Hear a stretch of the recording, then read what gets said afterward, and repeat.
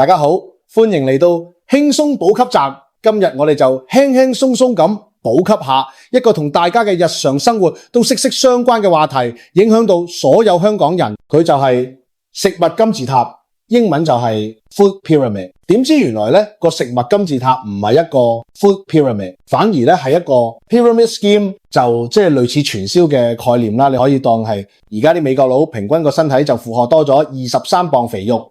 心臟病同中風每年會奪走46萬條人命，前列腺癌係美國男性最常見嘅癌症，糖尿病就更加唔使講啦。自1975年起患第2型糖尿病嘅美國人比例增加咗3倍。呢個西方飲食雜術而引致嘅疾病真係唔係講笑。咁我哋又點樣避免呢啲問題發生呢？等大家睇下個食物金字塔點嚟先啊！喺1970年之前，美國農業部需要創立一個新嘅食物指南俾公眾。佢哋請咗幾個專家，其中有一個係 Louise Light 女士，佢好抗拒啲大公司嘅推銷嘅食品，佢真心關心人類對營養攝取方面嘅認知。佢提出嘅新食物指南包括每日5至9份新鮮水果同蔬菜，鼓勵食蛋白質食品如肉類同雞蛋，唔好排斥天然脂肪。鼓勵大家每日食4湯匙冷壓油，例如橄欖油之類，仲要限制糖分同精緻穀物，例如白麵包餅乾之類嘅食物。但係農業部就拒絕咗佢嘅建議，反而推出咗一個呢位女士提出嘅方案嘅反調版，納入咗例如每日6至11份穀物，即係一日要食13片麵包或者成盒糖漿燕麥片都得。肉類、水果同蔬菜就只佔公眾就乖乖地聽聽話咁跟住做啦。始終當年信息唔發達，民眾係好靠政府機構發佈呢啲渠道去獲取知識㗎。俾少少概念，大家如果跟住個飲食指南，一個正常15歲嘅女仔一日3餐大概係點？一盒 Lucky Charms 燕麥片加低脂牛奶同一杯濃縮橙汁做早餐，芝士味餅乾做早餐後嘅零食，芝士漢堡包配全穀物麵包，炸薯條同可樂做午餐，朱古力布丁同提子做下午茶，雞柳配餅乾同罐頭青豆做晚餐台，加個低脂雪糕做甜品。其實聽到呢度，大家都開始明白點解美國咁多肥人，原因係食物金字塔根本就唔係為咗民眾嘅健康着想而推行。根據 Louise Light 女士講，食物金字塔俾指南嘅建議權係賣咗俾出價最高嘅商人，而出價最高嘅商人就係穀物行業。我哋嘅官方飲食指南，政府建議點樣食得健康話，要限制飽和脂肪，每日只好食幾啖，令碳水化合物成為超過一半嘅每日卡路里所需。1960年代，美國心臟協會開始發佈飽和脂肪對心血管健康有害嘅言論，建議必須將飽和脂肪要從飲食中剔除。最驚人嘅發現就係根本就冇證據，係一啲都冇。咁點解美國心臟協會又點解會有咁嘅言論呢？好簡單。其實好多人同美國心臟協會係有好多千絲萬縷嘅關係，建議人們食用反式脂肪嘅人造牛油，儘管佢嘅飽和脂肪含量較低，但係實際上食入更多反式脂肪嘅人，患心臟病同糖尿病嘅比率就更高。佢哋都建議大家要遠離所謂唔健康嘅飽和脂肪，並用後來證明其實會令人心肌梗塞嘅反式脂肪嚟代替。每5年，政府都會重新制定膳食指南，我哋睇到組成該小組嘅11人，其中6人係同食品行業係有金錢關係。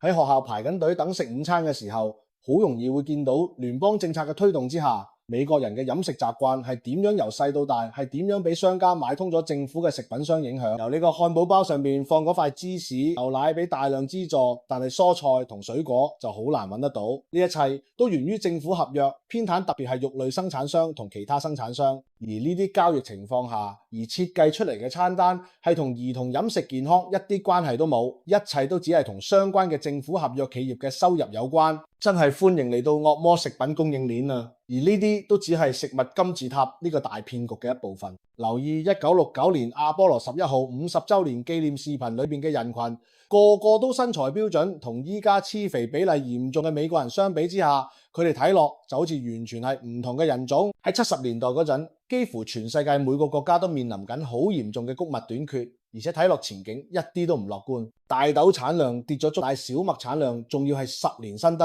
亞洲大米因為季候風搞到減產，但最慘嗰個竟然係蘇聯。講真，又撞正天氣差，再加埋佢哋嗰套垃圾中央計劃，蘇聯真係頭都大埋。如果蘇聯攞唔到穀物，隨時會有大規模饑荒同暴動。所以蘇聯政府焗住要揾美國幫手，而美國當然唔會拒絕咁大單生意啦。美國最後同意咗。由於當時全球穀物短缺，個價癲咁高，呢單交易對美國嚟講真係賺到笑，仲成為有史以嚟最大嘅穀物交易之一。而呢次賺大錢嘅經驗，就另一個叫 Earl Rusty Butz 嘅人開始諗計仔咧。係呢個故事嘅關鍵人物，佢當時係尼克森總統嘅農業部長，而尼克森就正準備競選連任。你諗下啦，坐到農業部長咁高級嘅位，梗係想繼續掌權啦。所以 Earl 咧諗盡辦法都要保住尼克森個位，於是就諗到條絕世好橋。對於政客嚟講，最穩陣嘅政治基礎就係全國農民，即係種小麥、大豆同玉米班大佬。佢心諗，只要搞掂班農民，總統個位實冇走雞。作為農業部長，當時真係可以話要風得風，要雨得。嗰陣美國嘅穀物市場其實管得好嚴，自大蕭條以嚟就一直有生產配額同埋超嚴格政策，於是就利用自己嘅職權一刀切取消晒所有限制，冇咗生產配額，農民想種幾多就幾多。但為咗等班農民賺得更多，佢仲特登資助賣穀物去蘇聯。簡單講，每次農民賣糧俾蘇聯，政府就會派錢啦。仲深信農場越大就越有效率，所以佢鼓勵農民吞併晒啲小農場，仲成日掛住個口號，唔係做大就係等死，適者生存啊！佢覺得最需要嘅係農商企業家，而結果真係俾佢做到。美國啲農商企業家變得越嚟越勁，生產多咗糧食，賺多咗錢，仲比以前更加支持尼克森。結果啦，呢條橋真係 work， 尼克森成功連任。自己都做多4年部長嗰陣，全世界已經冇穀物短缺，美國生產嘅玉米、大豆同小麥多到破紀錄，蘇聯又唔使再入咁多貨，咁農民之前賺多咗，嗰陣就危乎咧，梗係唔會俾呢件事發生啦。咁點樣處理多出嚟嗰大把穀物啊？營養強身健體，為未來做好準備，食 Nabisco Shredded Wheat， 餵飽你全家。當時全球饑荒開始緩和，但係要點先可以呃到成個美國食多啲穀物？問題嚟啦，就係肉類。美國人食太多呢啲，人類食咗幾百年嘅邪惡肉，明明含晒所有必需營養，點先可以成個國家轉態，改食白麵包、意粉同麥皮做主食？答案就係心臟病啦。1970年代突然爆出心臟病潮，中年男人死於心肌梗塞嘅數字飆升。癌症本來好罕見，但係而家越嚟越普遍。呢個時候冇人賴空氣污染或者新興加工食品，反而揾到個完美代罪羔羊：肉類同飽和脂肪。飽和脂肪就係紅肉、雞蛋同奶製品入邊嗰種脂肪啊。有個叫 Ancel Keys 嘅生理學家，又係我哋故事嘅關鍵人物，提出咗膳食心臟假說。佢話後生仔突然死於心臟病，唔關食煙、高壓工作或者加工食品事，而係因為肉入邊嘅飽和脂肪太毒。佢聲稱膽固醇同飽和脂肪會直接變成麥皮咁黐嘅斑塊，塞住心臟動脈，越多斑塊就越易心臟病發。但係全部係大話嚟㗎。雖然後來有研究證明飽和脂肪根本唔係動脈硬化主因，斑塊主要成分其實係鈣，但全世界已經信到十足十。而家個個當動物脂肪同食煙一樣毒，大企業同政府唔知幾開心，成功呃到人相信食咗幾世紀嘅肉突然會殺人。反而用種子油同穀物加工食品就冇問題。咁樣一嚟，穀物生產商就可以將啲平價劣質穀物包裝成救命仙丹。想心臟年輕就要食我哋嘅產品，幾貴都值得啊！公布結果，實驗組死亡率全部升高。哇，舞台已經 set 好嘅。1. 成功洗腦全國，飽和脂肪等於魔鬼。2. 穀物被神化成醫百病同埋長壽秘方。3. 而家只差最後一步，推出新飲食指南。食物好正，但唔止係甜品咁簡單。海媽咪睇實我食咩？要貢獻。生果蔬菜組提供營養，肉類組令你強壯，牛奶組護骨骼牙齒，其他組只准食少少。到1980年，官方終於推出美國膳食目標，白紙黑字寫明： 1. 要用澱粉代替脂肪； 2. 要揀瘦肉唔要肥肉； 3. 要限制牛油同其他脂肪； 4. 要減少食蛋同埋內臟。唔好食牛肝呢啲內臟啊！明明佢哋嘅營養仲豐富過普通肉類，結果呢，你同你啲細路食緊嘅，其實同飼料冇咩分別。新飲食規則搞到學校飯堂要狂塞穀物落午餐度，連餅乾、布朗尼都要當正餐，就係為咗滿足穀物要求。醫院仲離譜，每日要俾病人食6至11份穀物，哇，咁先可以保持健康。雖然當時仲未變成金字塔型，但呢啲就係後來嗰個食物金字塔嘅基礎啦。指南一出街，即刻有好多話啲衛生專家根本喺度亂啦。肉類行業亦拼命想將肉類重新擺返入去，到最後將指南變成金字塔嗰陣，肉類商會仲要逼政府將佢哋嗰部分由紅色改成紫色，因為驚紅色會嚇親人，令人唔敢食肉。結果政府又屈服咗，但無論點改，穀物同碳水化合物始終係美國飲食嘅根基，直到今日都冇變過。你想剔除穀物冇可能，因為白麵粉、早餐麥片、粟米油、高果糖、粟米糖漿呢啲精製穀物產品，全部係美國最賺錢嘅食品。如果你敢喐可口可樂嘅粟米糖漿或者納貝斯克嘅白麵粉，呢啲公司肯定會用游說手段令你跪低啊！你永遠冇辦法喺金字塔入邊踢走穀物，但美國人對穀物嘅過依賴終於有報應啦！如果我想要個腦發展得好，我需要高質量營養，但餅乾唔該啦，邊夠啊？我哋需要蔬菜令身體運作得好，雞肉應該捲喺餅皮入邊，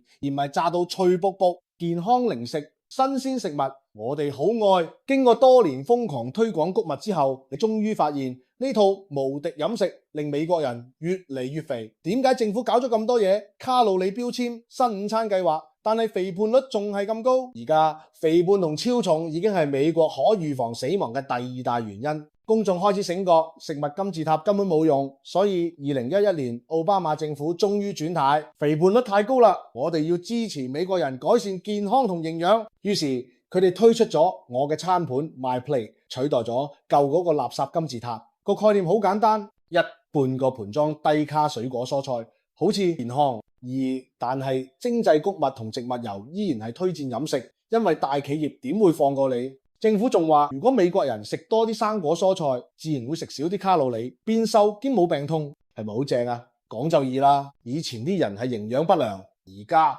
個個肥到好似個波咁，咁到底邊樣先啱？美國政府新推嗰個一籃子飲食指南，雖然冇以前咁離譜，但仲係暗地裏推精製穀物，漢堡包、pizza 照樣叫你食。點解會咁？因為制定指南嗰班專家個個都同食品工業、藥廠有路㗎。我哋發現95%委員會成員同食品藥廠有關係，超過一半人有30個以上嘅行業關聯，最誇張嗰個竟然有152個關聯。咁呢班大公司想點啊？將自己啲致肥早餐谷片塞入健康指南，資助研究，證明垃圾食物好有益。等政府幫手推銷，自己就賺到盆滿血滿。咁我哋應該點？食翻多啲肉，天然脂肪唔使驚，避開植物油同埋加工食品。政府同大公司叫你食咩？